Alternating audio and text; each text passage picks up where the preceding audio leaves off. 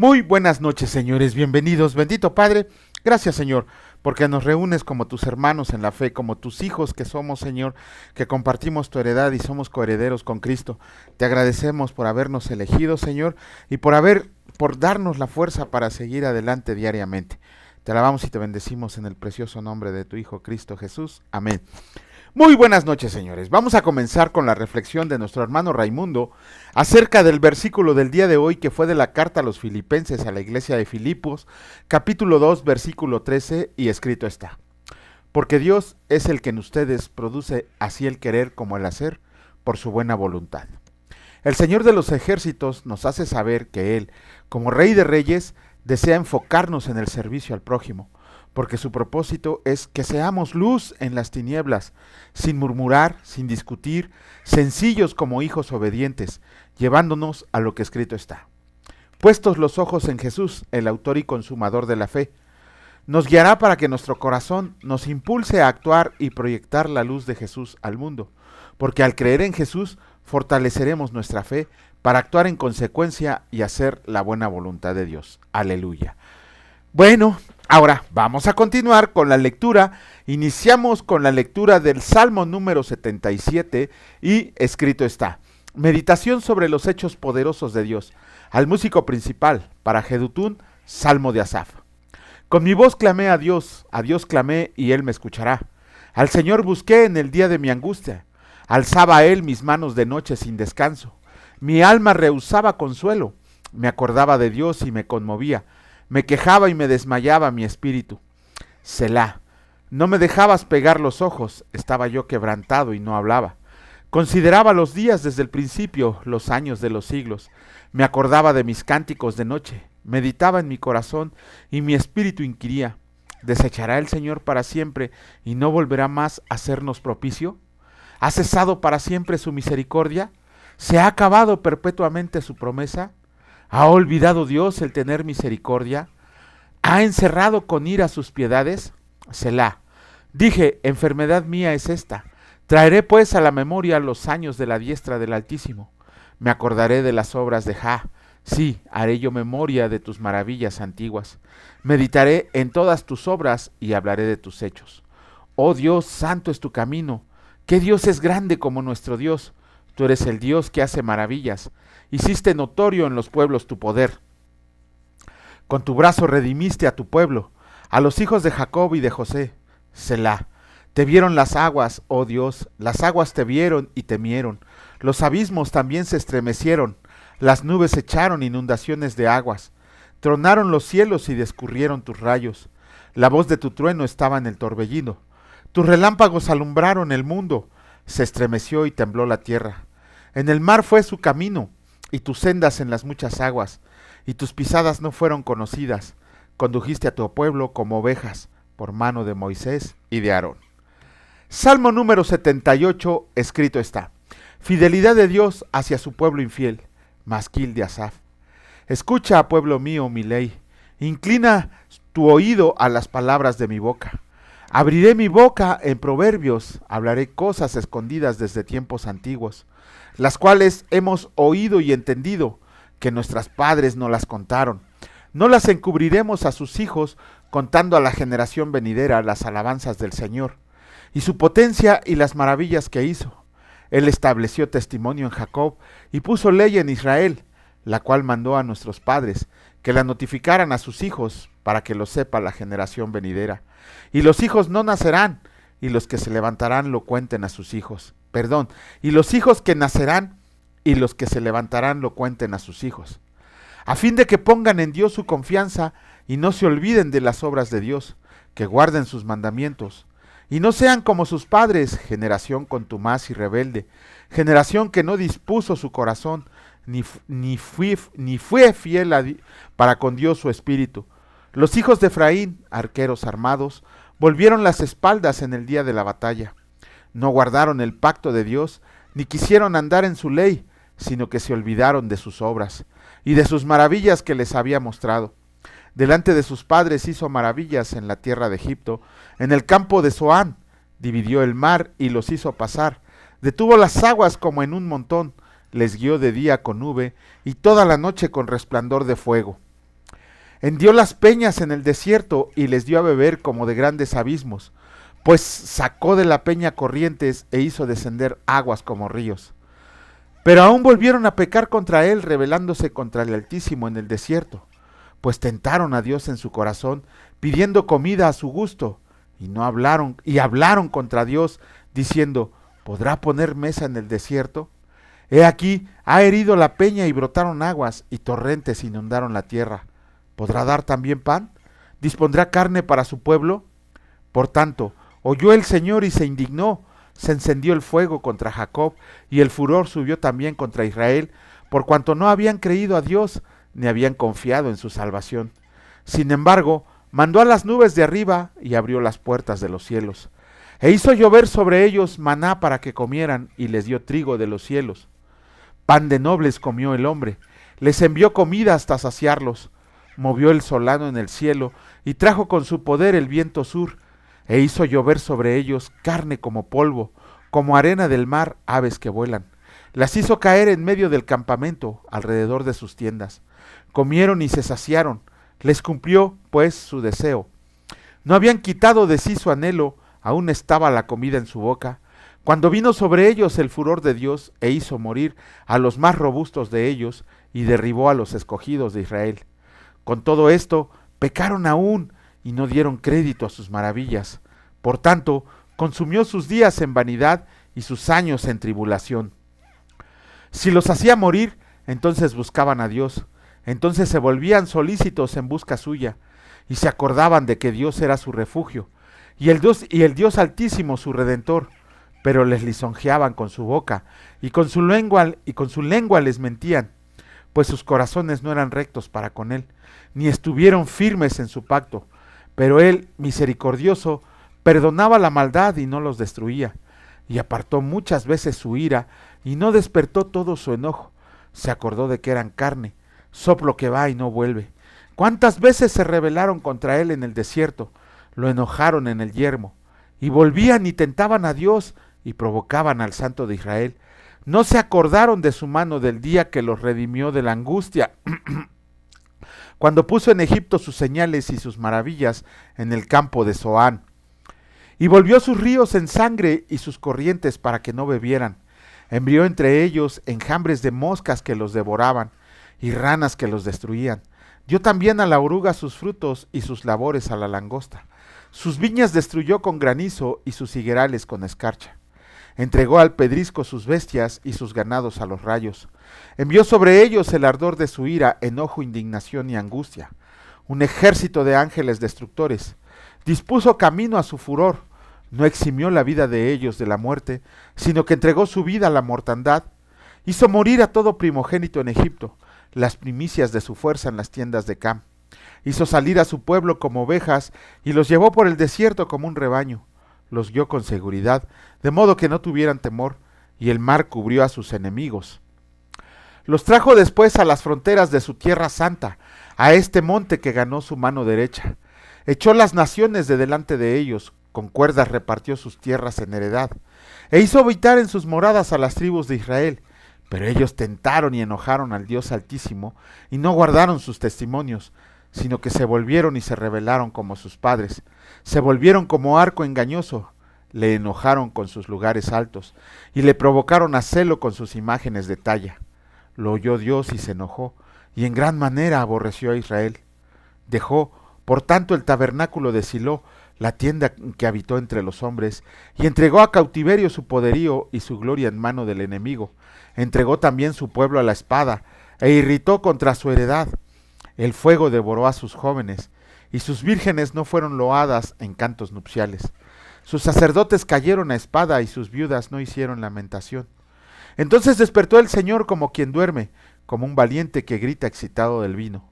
E hirió a sus enemigos por detrás, les dio perpetua afrenta. Desechó la tienda de José y no escogió la tribu de Efraín, sino que escogió la tribu de Judá, el monte de Sión al cual amó. Edificó su santuario a manera de eminencia, como la tierra que cimentó para siempre. Eligió a David su siervo y lo tomó de las majadas de las ovejas. Detrás de las paridas lo trajo para que apacentara a Jacob su pueblo y a Israel su heredad. Y los apacentó conforme a la integridad de su corazón, los pastoreó con la pericia de sus manos. Híjole, en este Salmo 72 estamos viendo una recapitulación por parte de Asaf de todo lo que había pasado Israel, desde que lo sacó de Egipto, en la travesía por el desierto, el cautiverio y bueno, llegamos hasta el cautiverio, ya no llegamos a la liberación. Vemos, está revuelto, de hecho este salmo tiene la historia revuelta. Si se dieron cuenta, como ya leímos Éxodo y Génesis, empezó primero con la salida del pueblo de Israel de Egipto, y después menciona las plagas. Después menciona cómo por la desobediencia que había mostrado Israel por su idolatría, los hizo cautivos de naciones poderosas, Babilonia y Persia, también ya lo leímos. Y después vemos que dice que escogió a David como su siervo. Es como una mezcla de todo, como si se fuera acordando parte por parte a Asaf, pero a final de cuentas es una recapitulación de todo, sobre todo de todas las maravillas que había hecho Dios para con su pueblo, y cómo a pesar de las maravillas y las señales que les mostró, decidieron darle la espalda e irse en pos de otros dioses. Como ahora, ¿no? De hecho, ¿recuerdan cuando los fariseos le pidieron señal a Jesucristo?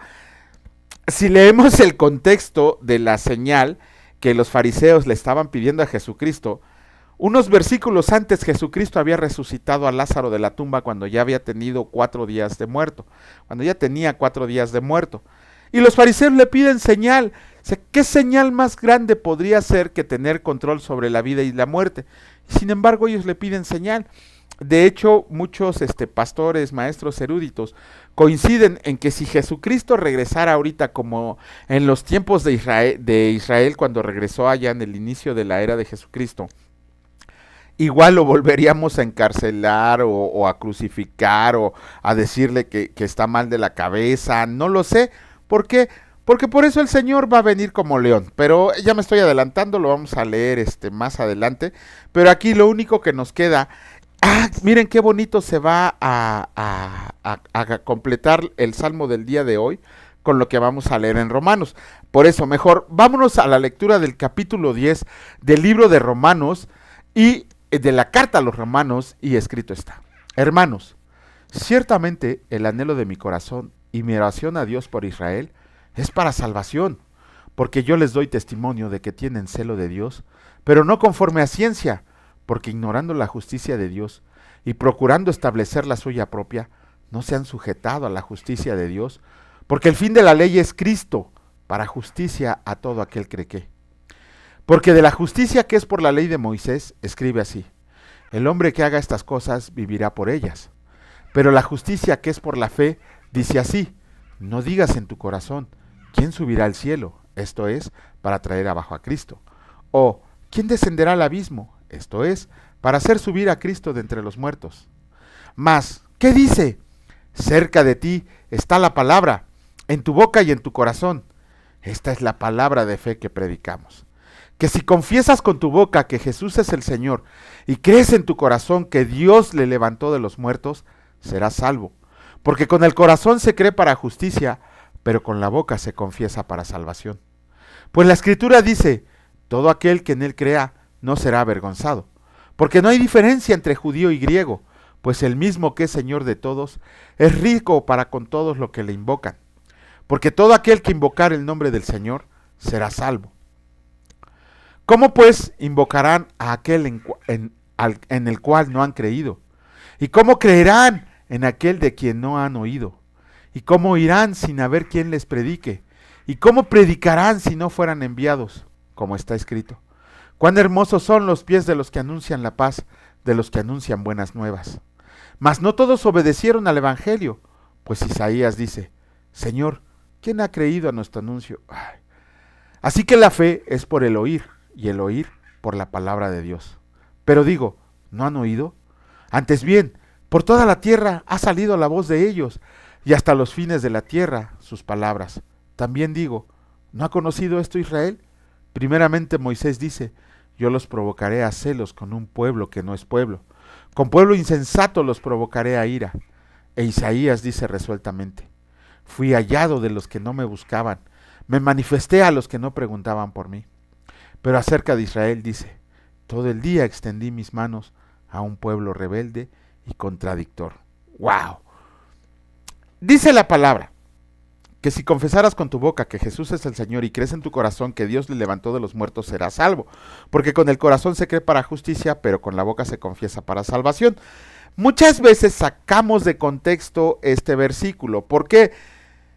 Pensamos que por eso de ahí parte la oración de fe, ¿no? De cuando nos pasan al frente de la iglesia o cuando algún hermano nos convence de decir la oración entregándole ¿cómo se llama? Entregándole su vida al Señor, hacemos esa oración. Pero muchas veces ni siquiera comprendemos lo que estamos diciendo. Yo he conocido personas que inclusive, como le hacen en las iglesias bautistas, los bautizan el primer día que se presentan y no los volvemos a ver jamás, ¿no? Solamente aumentando maldición sobre sus personas. Es un versículo sacado de contexto porque también dicen, es que si proclamo el nombre del Señor, seré salvo, ¿no? ¿Qué significa verdaderamente esto? Que si confiesas con tu boca que Jesús es el Señor y crees que con el corazón que Dios le levantó de los muertos, serás salvo. Ok, no por el hecho de confesar el nombre de Jesucristo y creer que Dios le levantó de los muertos, eres salvo. No, porque hay dos condiciones. Bueno, esas condiciones se complementan con lo que dice en la siguiente lámina, la que les puse acá, que dice, así que la fe es por el oír y el oír por la palabra de Dios.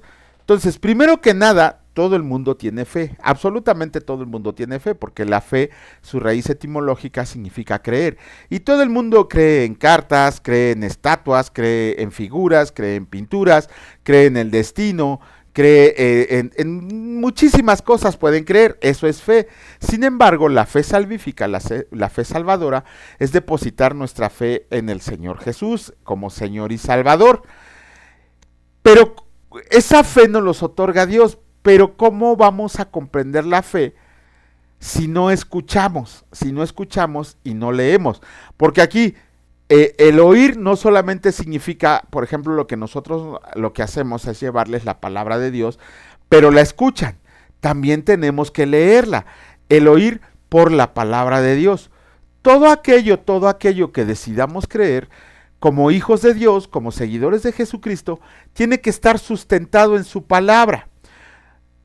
En estos días hay mucha gente que se dedica a tergiversar los versículos. Miren, ya dejé esto aquí. Se dedica a tergiversar los versículos de la palabra del Señor. Realmente, por ejemplo, este versículo, regresando a los versículos 9 y 10, que dice que si confiesas con tu boca y piensan que por decir una oración ya son salvos. No. Dice, si crees en tu corazón que Dios le levantó de los muertos. Pero no es solamente el creer, porque hay muchos que no lo creen. De hecho, muchos ponen en tela de duda que Jesucristo haya resucitado. De hecho, otra vez se está poniendo de moda ¿cómo decirlo? Esa idea del docetismo acerca de que Jesucristo solamente era un espíritu que vivió aquí en la tierra y que jamás tocó el piso y que no dormía, que no comía. Es una aberración que hacen de la palabra de Dios. ¿Por qué? Porque Jesucristo sí murió y fue resucitado por su poder, por el poder de Dios, por el poder de la palabra, para que se cumplieran las profecías. Pero eso no lo tenemos que creer así nada más, pues ha de ser cierto, no. Tenemos que verificar por medio de la lectura de la palabra que verdaderamente Jesucristo se levantó de los muertos. De hecho, ese es el credo de Pablo. Lo vamos a leer también en Corintios, el primer credo de la historia, el credo que pronuncia Pablo en la primera carta a los Corintios. No es solamente un creer con el corazón de que Dios lo levantó de los muertos, es un asentimiento también intelectual de ver por qué fue posible esa resurrección. De hecho, hay muchísimos eruditos bíblicos que nos dan señales acerca de esa salvación. Les recomiendo leer a un señor que se llama Michael Molina, que tiene 5 hechos mínimos para demostrar la resurrección de Jesucristo, y esos 5 hechos mínimos no pueden ser debatidos tan fácilmente. De hecho, no han podido ser debatidos todos. Son 5 hechos mínimos para demostrar la resurrección de Jesucristo. No tenemos tiempo, lo pueden leer, viene en su blog de internet. No recuerdo cómo se llama el libro que escribió este señor, pero ahí vienen los 5 hechos mínimos. Pero también viene un extracto en el caso de Cristo del libro de Lee Strobel. Ahí pueden leer los 5 hechos mínimos para demostrar la resurrección de Jesucristo, para que estemos bendecidos, perdón, para que estemos convencidos y bendecidos. No es solamente, hay muchas personas que, gloria a Dios, se les da el don de fe. Y si la palabra les dice, Jesucristo resucitó de los muertos, jamás lo van a poner en tela de duda, jamás van a decir que no, ellos en su corazón están firmes en esa creencia. Pero habemos muchos que tenemos que comprobar todo lo que dice la palabra de Dios para estar preparados para presentar defensa de su fe y de la esperanza que hay en nosotros. Ajá, a cualquiera que nos pregunte. Primera de Pedro, capítulo 3, versículo 15. Pero entonces, otra vez regresando, si confesamos con la boca, ¿se acuerdan lo que dice Mateo 7, versículos 21 y 23? El versículo 23, el versículo más duro de toda la palabra de Dios. ¿Por qué? Porque dice, Señor, no echamos demonios en tu nombre, no hicimos muchos milagros, ¿y qué les contesta Jesucristo? No los conozco, apártense de mí, hacedores de maldad. Imagínense, bueno, después tocaremos ese tema de estar presentes al Señor y que a varios les va a decir, no los conozco. Puede haber muchos cristianos que se reúnan en domingo, puede haber cristianos que ayunen, puede haber cristianos que oren. Sin embargo, ahora al revés, solamente es un asentimiento mental. O puede haber pseudocristianos que recibieron la palabra de Dios un domingo o un día que se reunieron en la iglesia y jamás vuelven a pisar el templo donde nos reunimos, el lugar donde nos reunimos, para escuchar la palabra de Dios como lo ordena Hebreos. No dejen de congregarse como algunos tienen por costumbre.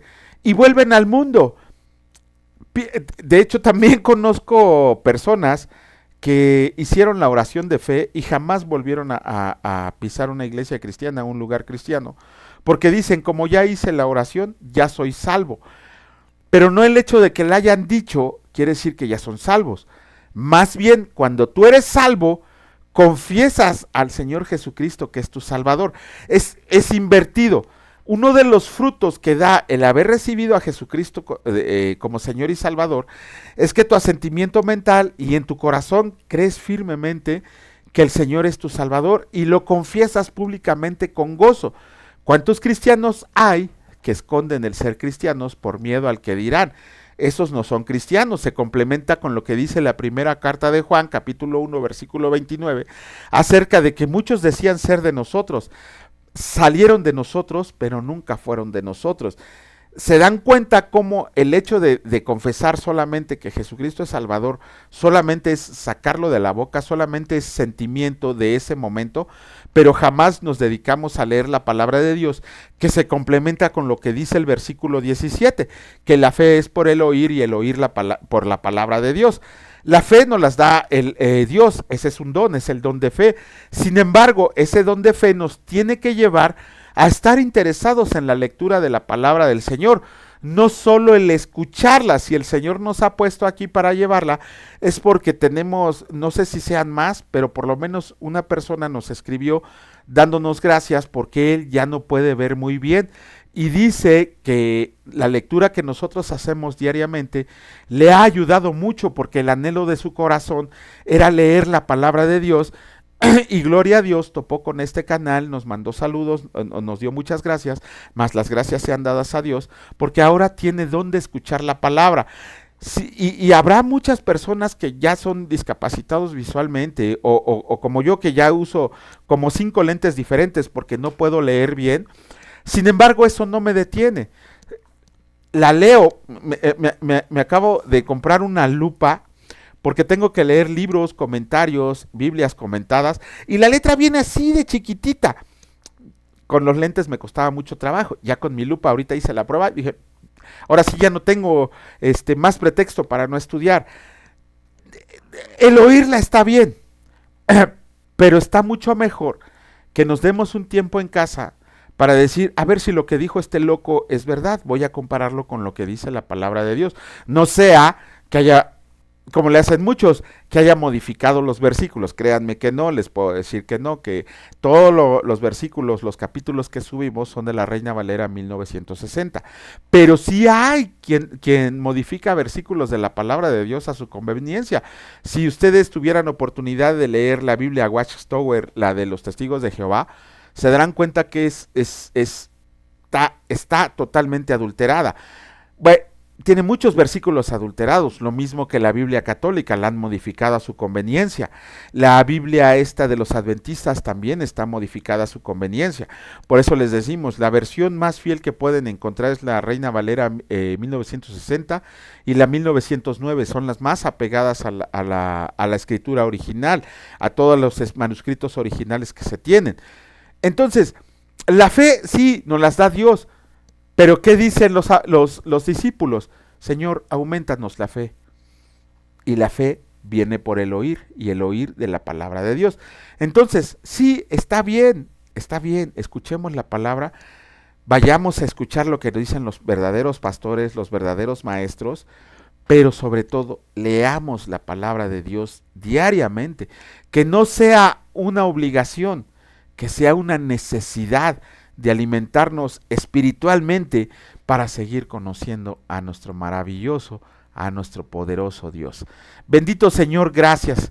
Gracias porque es impresionante, es hermoso, es espectacular todo lo que dices en tu palabra, porque todo lo dices para bien de nosotros, porque sabemos que por la lectura de tu palabra podremos conocerte, podremos saber lo que hizo Jesucristo por nosotros. Sabemos que tu Espíritu entrará en nuestro corazón para seguir adelante, Señor, para portarnos como guerreros en la fe, para correr la buena batalla, para correr y llegar a la meta donde nos esperas con la corona de vida que le has prometido a todos aquellos que sigamos en este camino.